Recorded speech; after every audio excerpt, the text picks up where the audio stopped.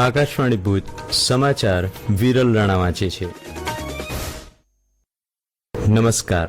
પ્રધાનમંત્રી નરેન્દ્ર મોદી ઇન્ડોનેશિયાની સંસદને સંબોધિત કરનારા પહેલા ભારતીય પ્રધાનમંત્રી બન્યા છે.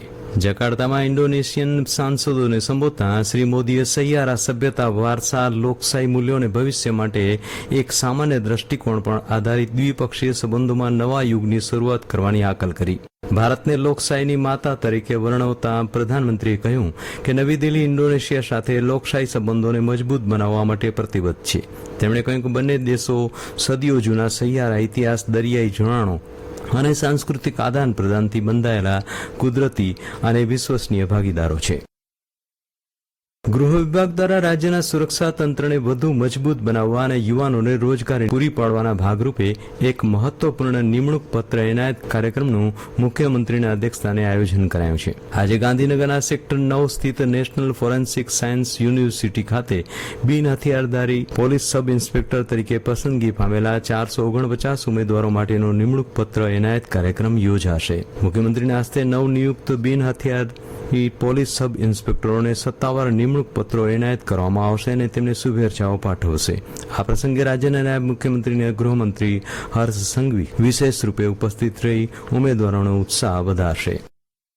રાજ્યના અલગ અલગ વિસ્તારોમાં વરસાદ પડી રહ્યો છે. સવારે 4 વાગ્યા સુધીમાં રાજ્યના 191 તાલુકામાં વરસાદ નોંધાયો છે. સુરતના પલસાણામાં 18 ઇંચ, કામરેજમાં 17 ઇંચ, નવસારીમાં 15 ઇંચ, સુરત શહેરમાં 13 ઇંચ, વલસાડના કપરાડામાં 12 ઇંચ, જલાલપોરમાં 11 ઇંચ વરસાદ નોંધાયો છે. અંબિકા, બારડોલી, ડોલવણ, મહુવામાં 8 ઇંચથી લઈને 9 ઇંચ જેટલો વરસાદ પડ્યો છે. તેને કારણે રાજ્યની જીવનદોરી સમાન સરદાર સરોવર નર્મદા યોજનામાં 65% જેટલો જળ સંગ્રહ થયો છે.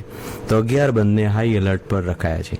જ્યારે માછીમારોને 11 તારીખ સુધી દરિયો ન ખેડવા સૂચના અપાઈ છે. દરમિયાન કચ્છ જિલ્લામાં સાર્વત્રિક વરસાદની રાહ વચ્ચે જિલ્લા કંટ્રોલ રૂમ પરથી મળતી માહિતી મુજબ છેલ્લા 24 કલાક દરમિયાન ક્યાંય વરસાદ વરસ્યાના વાવડ નથી. જોકે આંકડાકીય વિગત મુજબ આ સિઝનમાં સૌથી વધુ રાપરમાં 55 મિલીમીટર, ગાંધીધામ 22, ભચાઉ 11, અંજાર 7 અને ભુજમાં 1 મિલીમીટર વરસાદ નોંધાયો છે.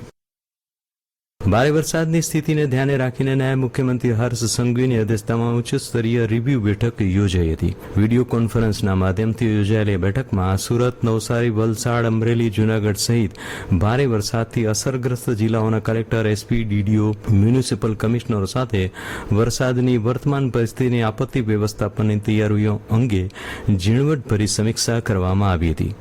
તમામ જિલ્લાના કંટ્રોલ રૂમ 24/7 કાર્યરત રાખવા આદેશ કરાયો હતો અને જરૂરિયાત મુજબ એનડીઆરએફ, એસડીઆરએફની ટીમો તહેનાત કરવા અને ત્વરિત સ્થળાંતરિત કરવા કડક સૂચના આપવામાં આવી હતી. રોડ, રસ્તા, વીજળી અને સંદેશા વ્યવહારની સ્થિતિ પર સતત મોનિટરિંગ કરવા આદેશ કરાયો હતો. રાજ્યમાં વરસાદી માહોલ વચ્ચે આરોગ્ય વિભાગ સતર્ક થયું છે. આરોગ્યમંત્રી પ્રફુલ્લ પાનસેરિયાએ ગાંધીનગરમાં આરોગ્ય વિભાગના અધિકારીઓ સાથે ઉચ્ચસ્તરીય બેઠકની આરોગ્ય સ્થિતિ અને દવાઓની ઉપલબ્ધતા અંગે માહિતી મેળવી હતી. અને પાનસેરિયાએ જણાવ્યું હતું કે રાજ્યમાં દવાનો પૂરતો જથ્થો ઉપલબ્ધ છે. જાહેર આરોગ્ય કેન્દ્ર, સામૂહિક આરોગ્ય કેન્દ્ર અને 108 એમ્બ્યુલન્સ આરોગ્ય સેવાઓથી સજ્જ છે. હાલ રાજ્યમાં કોઈ ગંભીર બાબત કે ચિંતાજનક પરિસ્થિતિ ન હોવાનું શ્રી પાનસેરિયાએ ઉમેર્યું હતું.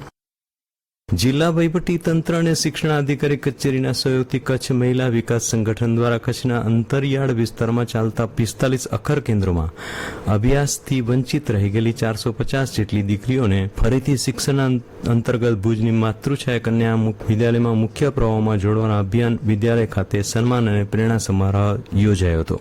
કચ્છ મહિલા વિકાસ સંગઠનના સંચાલક કૃતિબેન લહેરુએ છેલ્લા 37 વર્ષથી મહિલા સશક્તિકરણ, શિક્ષણ અને સામાજિક ઉત્થાન માટે સંગઠન દ્વારા કરવામાં આવી રહેલી વિવિધ પ્રવૃત્તિની માહિતી આપી હતી.